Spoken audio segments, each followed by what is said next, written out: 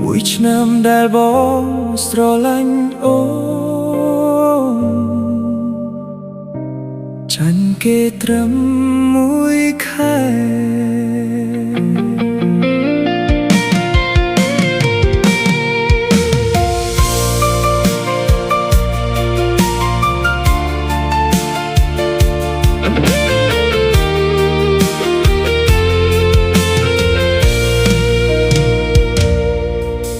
ថ្ងៃដែលយើងចាប់ដៃគ្នាបងមិនគិតថានឹងដល់ចុងក្រោយរាល់អនុស្សាវរីយ៍បងថែដូចជាជីវិតមិនគិតថាវានឹងបាត់បង់បងមិនដឹងថាខ្វះអ្វីដឹងតែប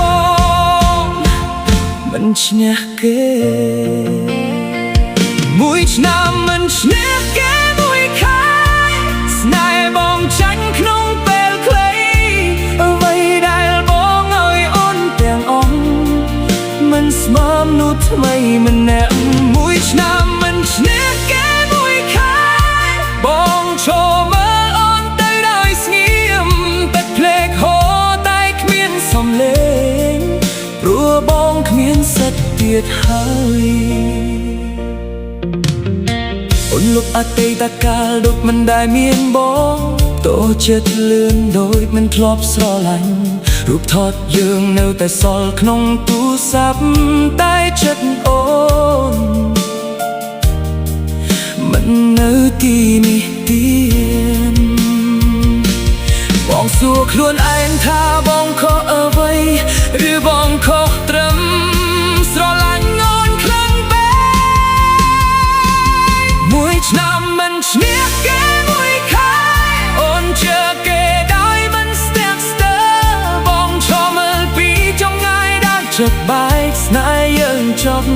ដោយគ្មានពេលលាបានស្នេហ៍ឲ្យខ្វះដោយពេលវេលាបងគួរតែឈ្នះគេតែបើវាដោយចិត្តអូនបងអត់មានឱកាសតាំងពីដំបូង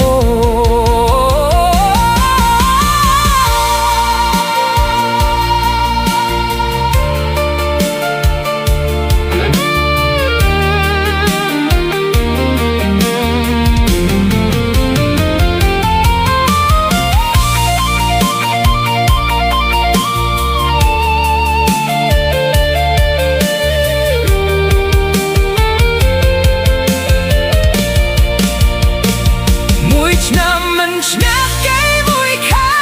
នេះជាការពិតដែលបងត្រូវទទួលស្នេហ៍មួយដែលបងអើយអស់ពីចិត្តបញ្ចប់ទាំងពាក្យថា